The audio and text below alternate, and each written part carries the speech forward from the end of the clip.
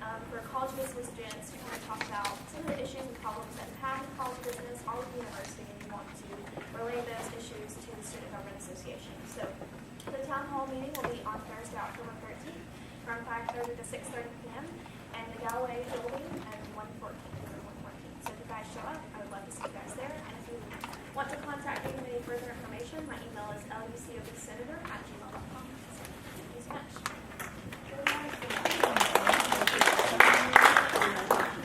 Okay, now we're going to have our speaker, Michelle Dorsey, speak about how to write a resume. We're going to give a round of applause. Thank you, guys. Before I start, I'd just like to know how many people in here already have a resume, so you're just here really to just kind of tweak it. Okay, so it looks like maybe the majority of you may need to start from scratch. So I'm going to try to go like kind of in between. So if you have any questions, please stop me. And if you don't want to ask in front of the whole class, then it's okay if you stop by the desk afterwards, and I'll try to help you out as much as I can. Okay, can everyone hear me? So we're going to go over the objectives. So the first objective is for me to assist the students in understanding and writing an effective resume. The next one is to learn the different types of resumes and the formats. Also the advantages and disadvantages of a resume. Okay, so what is a resume? So as far as Webster, it says it's a summary or statement of a job applicant's education and previous experiences. Y'all agree or disagree with that? You agree, yeah. But in the real world, it's an electronic or a paper presentation describing, why you should receive an interview. So this resume, you're going to tell, these people are going to read your resume and they're going to say, oh, I'm really interested in that person, so maybe I should call him or her in so we can do this interview. So, in fact, a resume is basically your advertisement to a company to sell yourself to the company and let them know how valuable you would be as an access to their company. Okay, so a resume may be one of the most important pieces of writing that you will ever have to create. Now, a lot of people may pay someone to do their resume for them, but I say do it yourself and then take it to someone else just to kind of proofread it for you for your grammar. Because you're going to be the best person to say what you know, what your experiences are, what your skills are. Okay? So if I just walked up and gave you a piece of paper with, say, just my job description and a couple of different experiences that I've had, you're not going to be able to really write anything for me. Because you're going to have to be specific in what you're saying in order to be able to catch the interviewer's eye. Or, for most cases, it's all electronic. So they're going to be looking for these catchphrases or words that they want to bring people in. Okay, so simply put, a resume is an advertisement. It's the first impression for you. All right. So your resume will help you get your foot into the door of whatever organization you're trying to get into. Probably the most important thing about this is for you to know exactly what type of job you want. So you may have more than one resume. One resume, you may have that you're just highlighting all of your administration skills. Another resume you may have maybe your budget. So it's okay to have more than one resume on file. And actually you really should, because you never know what's going to come up. Okay, so how long does employees typically look at a resume? Anybody know? You guys think it's A? The majority of people? It is A. Definitely. Less than 30 seconds. If you're going to have a person sit down and read, it's going to be less than 30 seconds. So you want to kind of get in, highlight everything you need, and then finish it. Because if they have to go to the second page, they may or may not make it to the second page. Because a lot of times they're getting hundreds of resumes in. And if it's electronic, it's even quicker than that. All they're doing is scanning for words, for keywords. So, like I just said, employers often receive hundreds of resumes. So they don't have time to, I'm sorry y'all, I got to get used to this little clicker here. So they don't have time to sit down and read your resumes say, oh, well, she said this or he said that, but I think they really meant this or whatever. They're not going to do it. They're trying to find a way to reject your resume so they can just get the pile. It's not about, who's the best at this point. It's about, okay, who meets the cut? So they're going to look down there and they're going to say, oh, no, yes, no, no. And they're really trying to get more no's than yeses because they want it to be as easily as possible for them to come up with a list of people to interview. So what are the characteristics of a well-written resume? Can anyone tell me? You guys got to talk. I mean, it can go really fast if you talk. If not, I'm just going to have to go through like every slide. So does anyone know?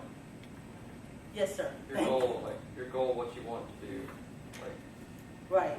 what you're applying for. Very good. You should have a goal or your objective on your resume so they'll know what you want.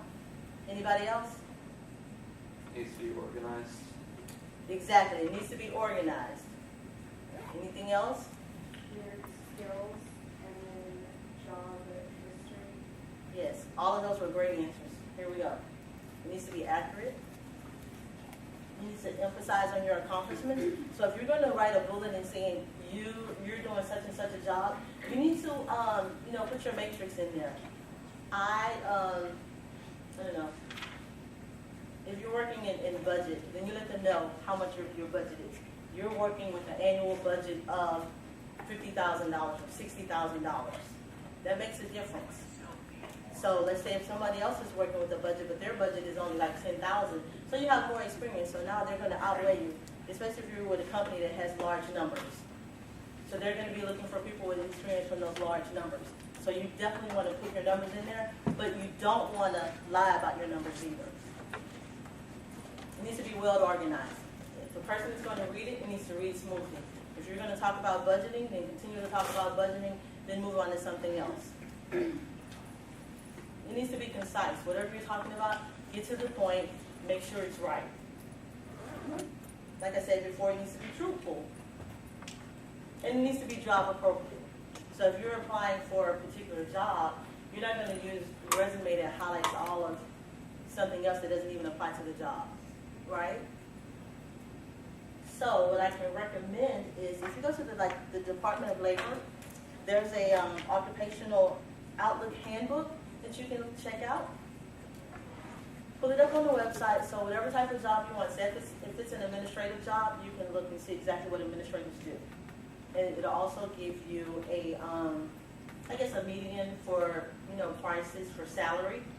So then that way you'll know, because a lot of times companies just want to ask you, well, how much do you want to make? How much, before you even get the interview. So if you're saying too much, they're going to automatically just disqualify you because they're going to say, oh, well, he or she was looking for a job, for X amount of dollars. There's no way we're paying that much. So you really want to know about the salary range for whatever position you're going for in that local area, okay? And then, like I said, you can find it on the Department of Labor. And it needs to be attractive. If it's an electronic version, once you upload it, make sure everything is lined up. Because sometimes you can upload things and it gets all haywire and all messed up. So just go back through and fix it, okay? And if you have a resume, and if it's a paper copy, make sure you guys, it's nice, clean, fresh, everything lines up, details are together and is very organized. What I would recommend, like if you're going to a job fair, I would recommend to just kind of purchase some resume paper. You can get resume paper and the resume folders. And I know the struggle is hard for some college students, but maybe you can go in with a friend and, purchase the paper together. I think it comes in like 100 or 200 sheets, and you guys just split the pack, and then it works out fine, because that's one way to, set yourself apart from everyone else that's just coming in with the regular computer paper. They're going to think, hey, this person cares enough to go out to do a little something extra and buy the computer paper. Okay, so types of resumes. You have a functional resume. So your functional resume just basically talks about your job functions. That's it. So you're just going to line them up, no particular order. It's just what you do. But if you're going to use a functional resume, I would say start off with what you like, or start off with whatever your job announcement that you're going to apply for. Okay? This type of resume provides specific skills and capabilities are emphasized to highlight your competency for the position. And it's the most commonly used one. So what are the disadvantages of this one? It can be unclear to the employer with the lack of dates and the position titles leaves many questions. You don't want to leave a question. So if you are going to use functional, then you want to make sure you put the title of your position if you're going to use the functional. Okay, it tends to play down direct work experience. If you don't have a lot of work experience, then you can probably use this one and it'll probably be better for you because now you're not showing what company you work for, what you did. You're just only highlighting your experiences. And for people who don't have a lot of experience, you can go and volunteer at different places to get your experience. It doesn't matter if it's paid experience or, non-paid experience. Experience is experience.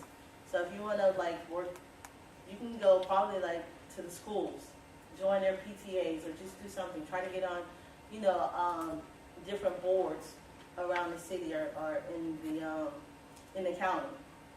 And this will allow you to have experience. Okay?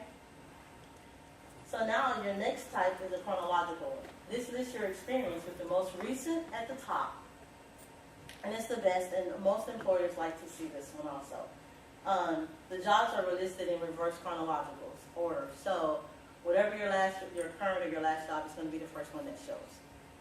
Okay? Now the disadvantages of this, it makes it impossible, nearly impossible, to hide your age. Because this one is going to show your actual dates of employment on this one. So a lot of times people, whether you're young or old, sometimes people judge you. So they may not want anyone too young, or they may not want anyone too old. So it really makes it hard.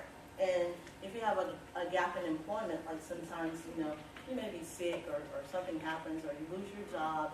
And so now you're going to have a gap in employment. They're going to be like, oh, what happened right here? So that's going to bring in more questions. You don't really want them asking a whole lot of questions, especially if it's about your personal life. Okay? And it's easy to see if you've been switching jobs frequently.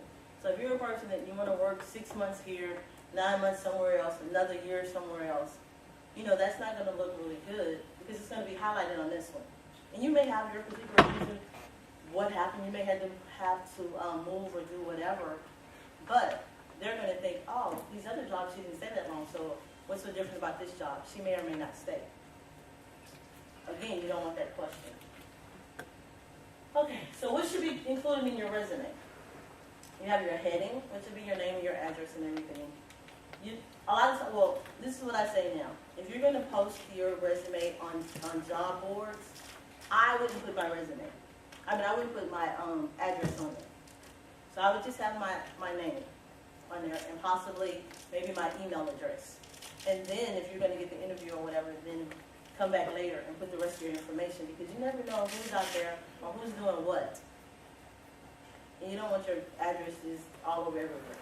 So you're going to list your education. This is important to list your education because a lot of jobs, in order for you to qualify, you have to have the education.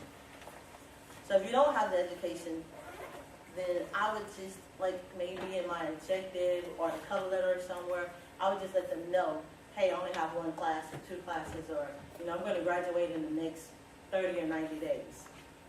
If you're trying to use your education to qualify for it. Again, you're going to put your experiences on there, your different job titles, and any activities that you do. So, if you are a member of the Boy Scouts or you're, I don't know the proper term, the leader of the Boy Scouts, or even with the girls for Bluebirds or Blue Jays, then let them know because this gives you more experience. It shows your leadership experience. Okay. So now your heading. I think we already went over your heading. So for the heading, you really shouldn't use your nickname. It should be your government issue, and whatever is on your birth certificate is what you should use. If you're William and you go by Bill, that's fine, but put William on there, and then most of the time they'll ask you, well, hey, do you want to go by something else, or do you go by something else? And then you can put the Bill in there or whatever. But we don't want to see the names where, your granny calls you Pumpkin or Pookie or any of these other names. It's not professional. And nobody's going to take you serious if you're doing stuff like that. So again, I would be kind of iffy about putting the address on there. The telephone number is just fine. Your telephone number or your email address will be fine. Okay, so in the left column, I have a couple of acceptable ways for your headers. In the right column, we shouldn't see any of this. For your addresses, you definitely want to spell out your thing. So especially if you're sending it out of town, nobody's going to really know PA is for Port Arthur unless you're from the area. So spell everything out. Leave all your little personal sexy Shelly at Hotmail. That's not professional. Or even me for life. That's not professional. And what I also suggested, if you just get one one email that you use for professional, and then that way you don't make mistakes. Because a lot of times people get in, they'll make a mistake and send something out that they really didn't want to send out. Has that ever happened to anyone here? No, come on now. I'm sure it's happened. But, you don't want to send things out. So, if you have a professional account, then you know you're only doing professional things in there and everything will be okay. All right? So, now your objective. So, does anyone have an objective here that they would like to share? Nobody? Yes, thank you. Thank you. It's not mine, but I just updated my fiance's.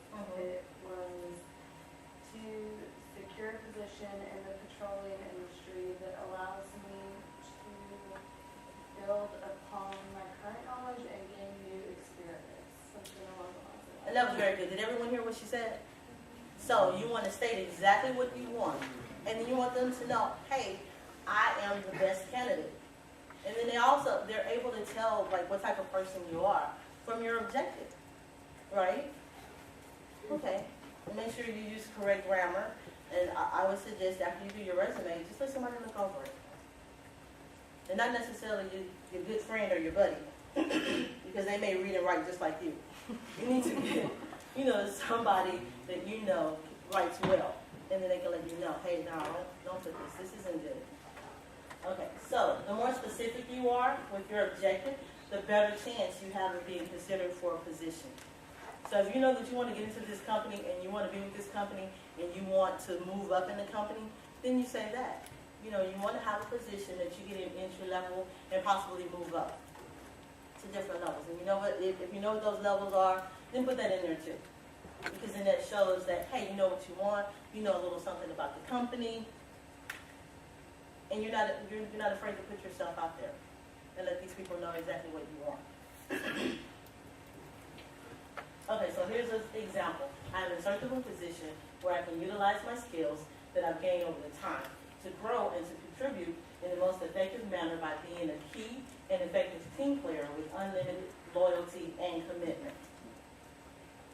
Now, you're basically saying everything you need to say. You're letting them know you're a team player, you're letting them know you're loyal, you're committed, and you're letting them also know that you want to grow, that you're not a know-it-all, that you have room to grow, right? Okay. So, as college students, you should specify the dates of attendance or your expected graduation date. You may also include, your educated-related classes. Like, let's say if you're looking for a job and, you've had a business law class, I would definitely put that in there. Or if you have, equal opportunity training or diversity training, it always helps. Or any other class that's relevant to whatever you're trying to, the position you're trying to obtain. Okay, so here are some ways to just kind of list your education. Excuse me.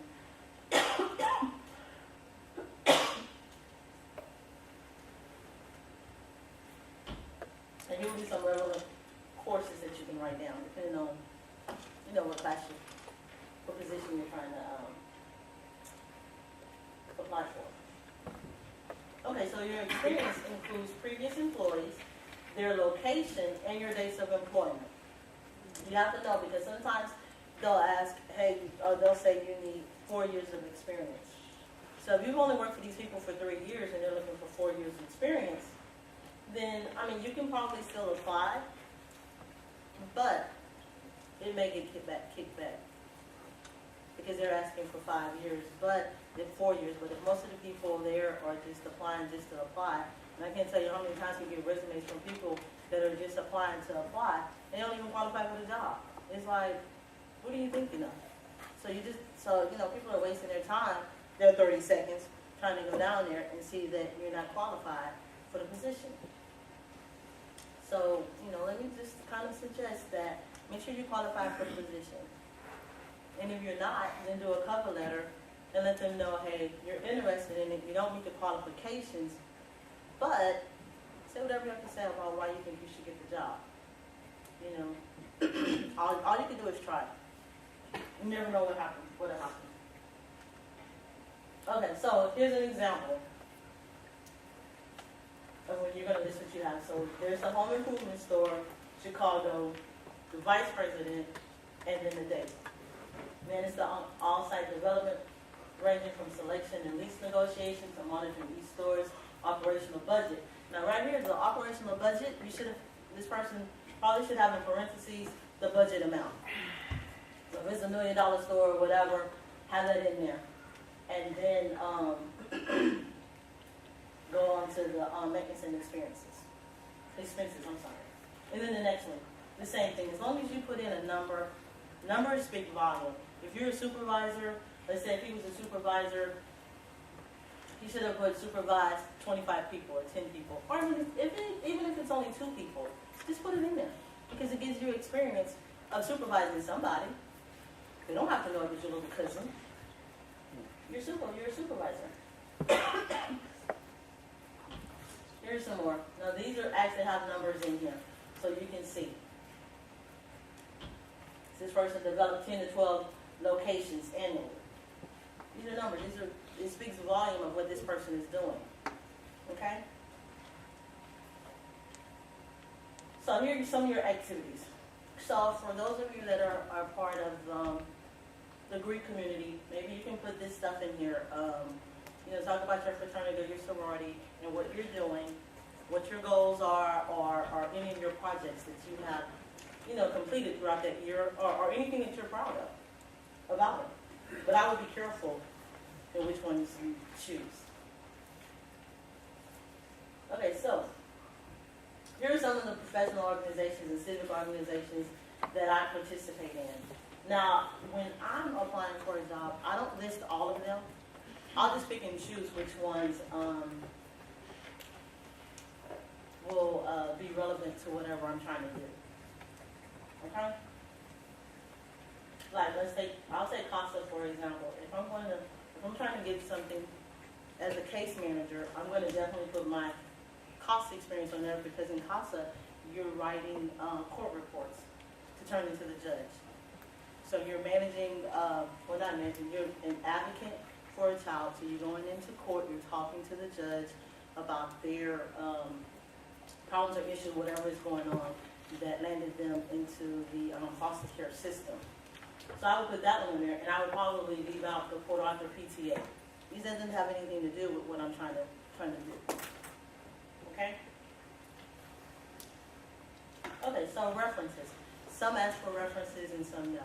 I would be very careful about who I choose to do a reference for me if I'm going to list a person as a reference. So in the reference, first of all, you need to talk to the person. Make sure that they're the right person. Make sure that when this company, if they possibly call this person, that they're not getting a ringback tone of something that's not appropriate. Because a lot of people have ringback tones, because I can tell you how many times I've called someone and they're playing some song and I'm like, wow, okay. I wouldn't have that as my ringback, but so let it try to be professional. And then the second thing is, you want the person to be professional. You don't want them answering the phone, yeah, what's up, or anything like that. You want them to be professional. You want whoever you're listening as your references to be able to talk really good about you.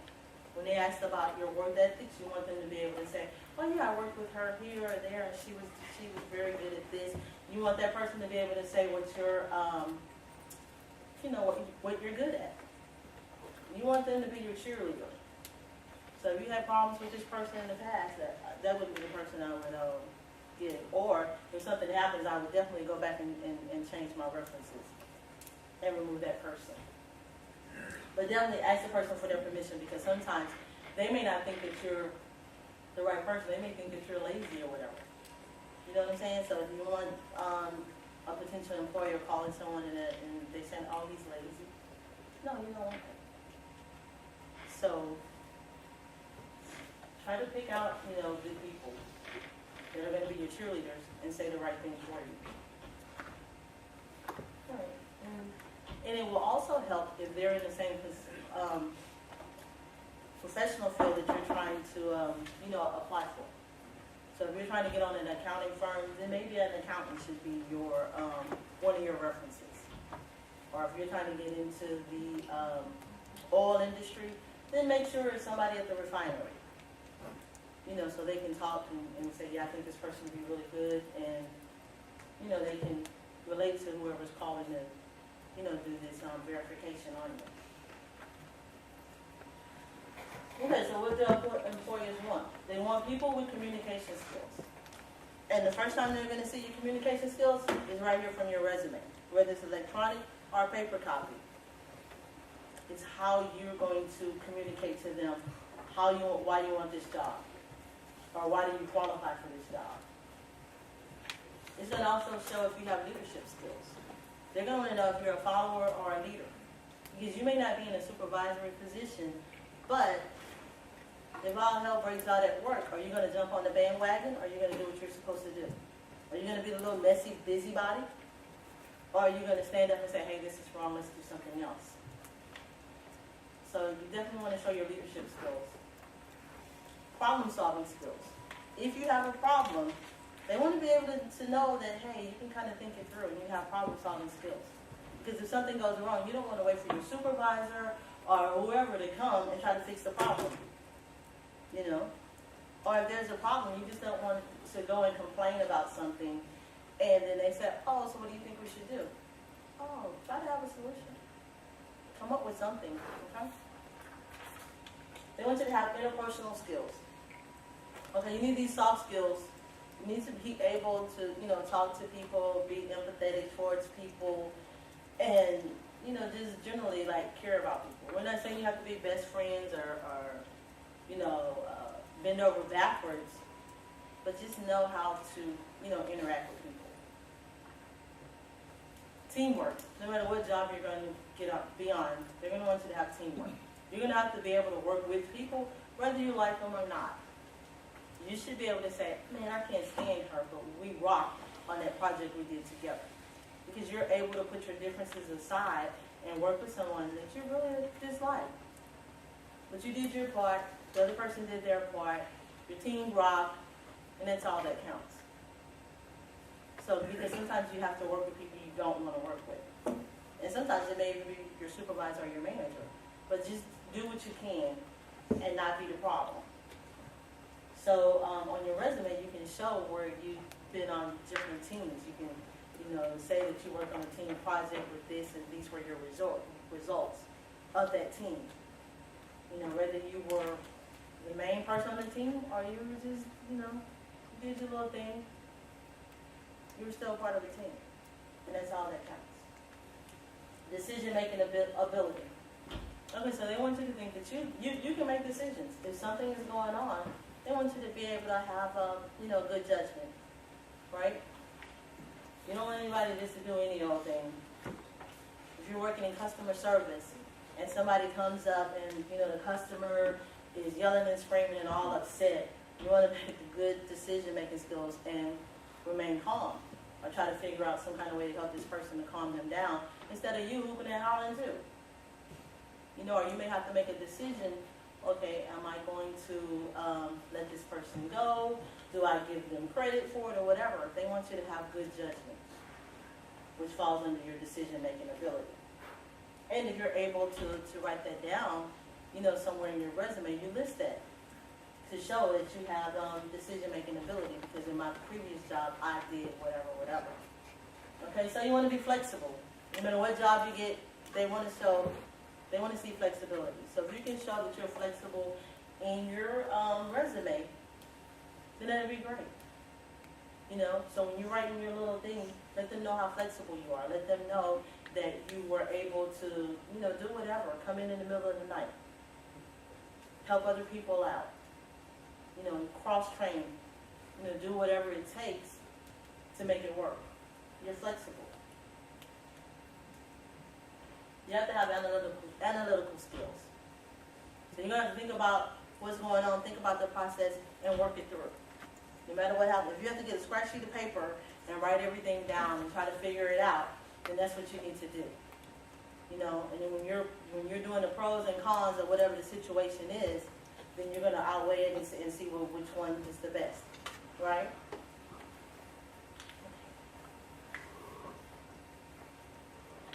So, how well are you in the field? Are you competent in the field? If you're applying for a job where you're a budget analyst, do you really know what you're doing?